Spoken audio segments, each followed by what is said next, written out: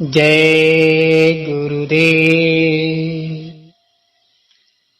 एक समय की बात है, एक ब्रह्मचारी अपने गुरु का प्यारा शिष्य था।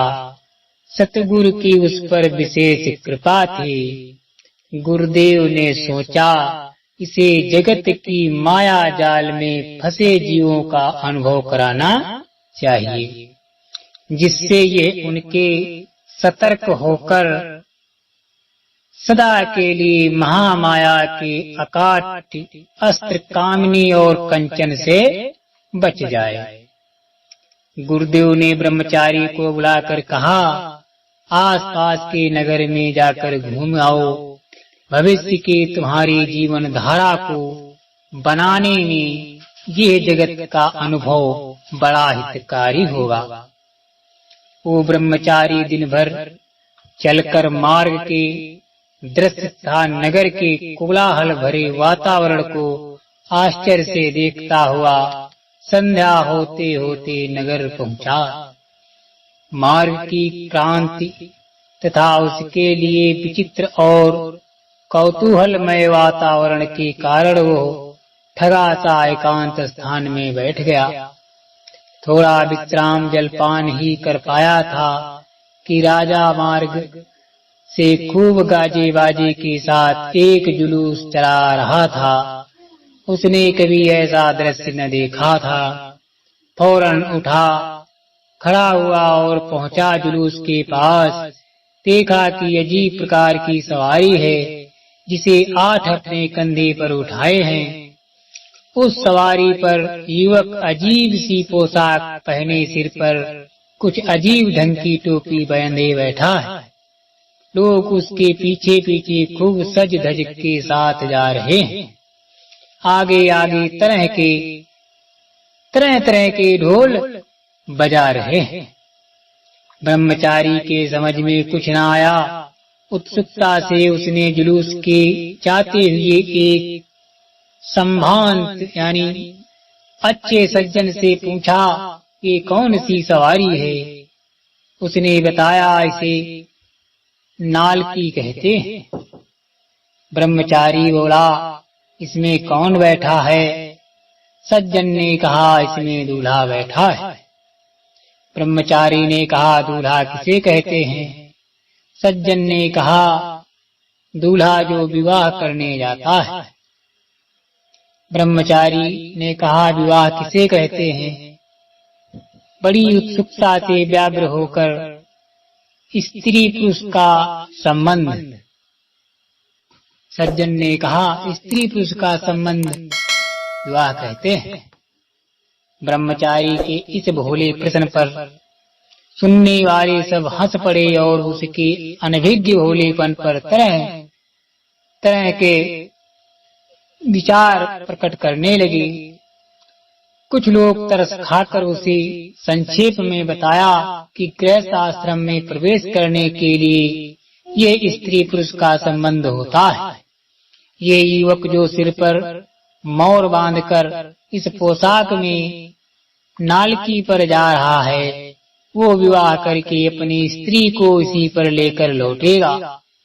फिर अपने घर जाकर इसी के साथ आनंद के साथ रहकर अपनी गृहस्थी चलाएगा।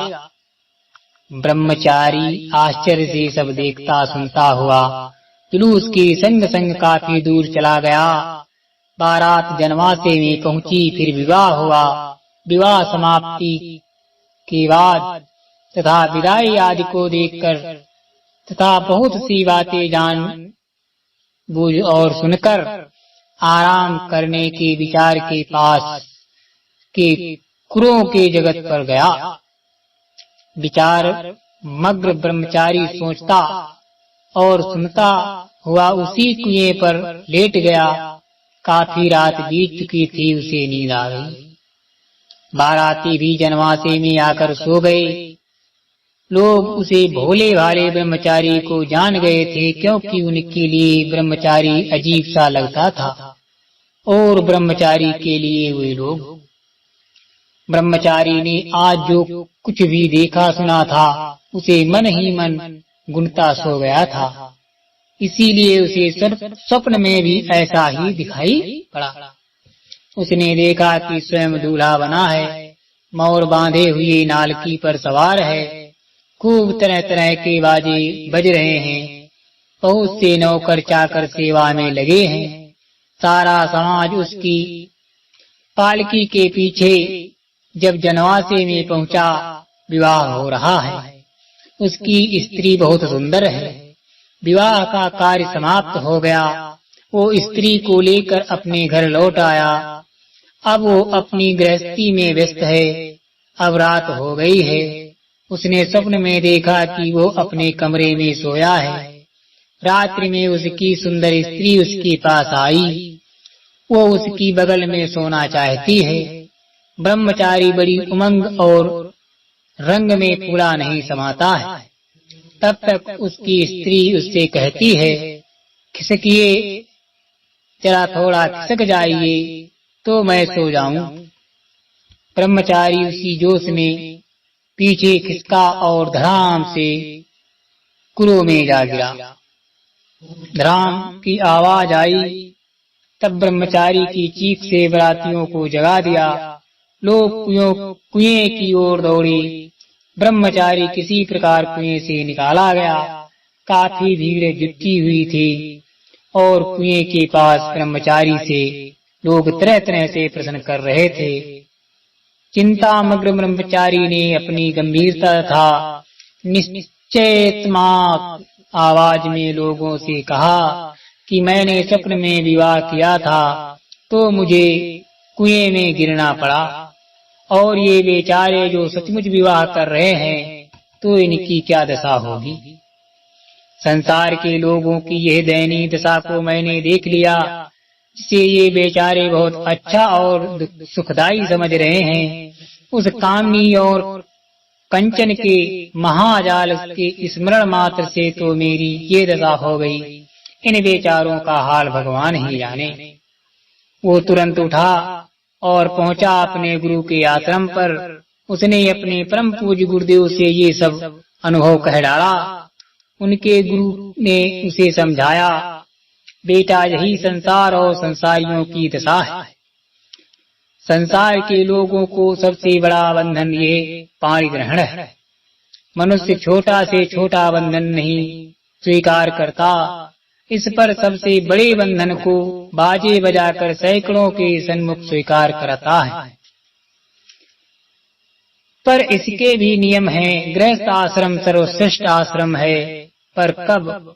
जब गृहस्थ आश्रम के सब नियम माने जाएं, सतगुरु के वचनों को याद कर उन नियमों का पालन करते हुए सदा साधन भजन में रत अतिथ महात्माओं की सेवा करते हुए एक नारी ब्रह्मचारी का विचार रखकर मन स्त्री को भोग की वस्तु न समझकर जीवन संगनी और सहयोगी भाव के धार्मिक सदाचारी जीवन व्यतीत करने वाले तथा ब्रह्मचारी का निश्चित काल तक पालन करने वाले ही गृहस्थ आश्रम अतीत होता है। जय गुरुदेव।